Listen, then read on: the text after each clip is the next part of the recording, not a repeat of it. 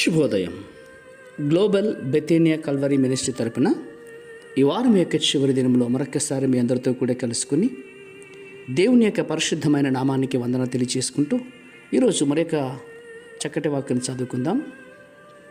కీర్తన గ్రంథము 58వ అధ్యాయము మొదటి వచనాన్ని నేను చదువుతున్నాను.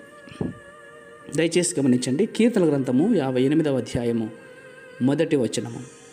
అధిపతులారా, మీరు నీతిని అనుసరించి మాట్లాడుతున్న నిజమా? నరులారా, మీరు న్యాయమును బట్టి తీర్పు తీర్చుతురా? దేవునికి స్తోత్రం. నీతితో కూడినటువంటి ఉగ్రతను కనపరచాల్సినటువంటి అవసరత ఈరోజు దేవుని ప్రజలకు ఉంది. భ్రూణ హత్యలు చేయడం, పేదలపై దమనకాండ జరిగించడం, రాజకీయ నాయకులు చట్టాన్ని ఉల్లంఘించడం వంటివి మునుపెన్నడూ లేనటువంటి విధంగా ఈ రోజుల్లో జరుగుతున్నాయి. అధికారంలో ఉన్నవారు ఆ అధికారాన్ని తమ కొరకు వాడుకోవడానికి దేవుడు అనుమతించడు.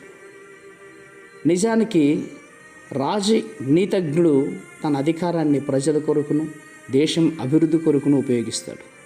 దావీదు ఈ కీర్తన రచించినప్పుడు అందులో నీతితో కూడిన ఉగ్రత ఉంది. అతనిలో కోపం లేదు, కానీ ఆవేదన దాగి ఉంది. అందుకే దావీదు దేవునికి స్తోత్రాలు చెలుపుతున్నాడండి. మనకు మనమే తీర్పు తీర్చుకొనక దుష్టులను తీర్పు తీర్చు దేవుని యందు ఆనందించాలి. ఆయన తన శత్రువులపై ఉక్కుపాదం మోపుతూ ఉంటున్నాడు.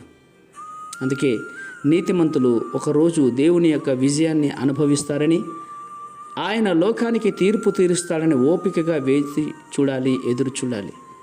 అది సంభవించినప్పుడు దేవుడు రుజువు చేయబడుతున్నాడు, యేసుక్రీస్తు యొక్క మహిమపరచబడుతున్నాడు అన్నటువంటిది లోకానికి తెలుస్తుంది కూడా. కాబట్టి అధికార దుర్వినియోగం ప్రాచీన సమస్య.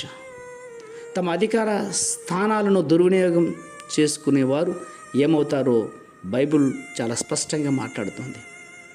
దేవుని ప్రజలు తమ నీతియుక్తమైన ఉగ్రతను ధైర్యంగా కనపరుస్తారు ప్రియులారా. ఎందుకంటే దేవుడు ఒకరోజు అవినీతి పరులైన నాయకులకు తీర్పు తీరుస్తాడు. రాబోయే ఆయన విజయం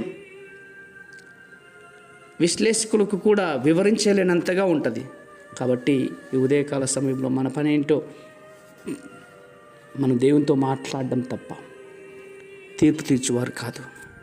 ఎవరిని బట్టి కూడా మనం తీర్పు తీర్చకూడదు. అంత సమర్థత, అధికారం దేవుడు మనకి ఇవ్వలేదు. పరిశుద్ధమైన మా ప్రియ పరలోకపు తండ్రి, చాలా లోతైనటువంటి మర్మాలతో మీరు మాతో మాట్లాడుతున్నారు. ఈ మాటలు వింటున్నవారు ఎవరి మనస్సుని గాయపరచక, దేవా, నీతియుక్తమైన మనస్సు ప్రజలకును సమాజానికిని ఉన్నతమైన స్థానంలో మీరు అనుగ్రహించి, ప్రభువా, అధికారులకు కూడా మంచి యుక్తమైన మనస్సు, జ్ఞానమును మీరు దయచేస్తారని విశ్వాసంగా నమ్మొచ్చు. చిన్న ప్రార్థనను మా రక్షకుడిని యేసయ్య బట్టి అడిగి వేడుకుని పొందుతున్నాం మా తండ్రి.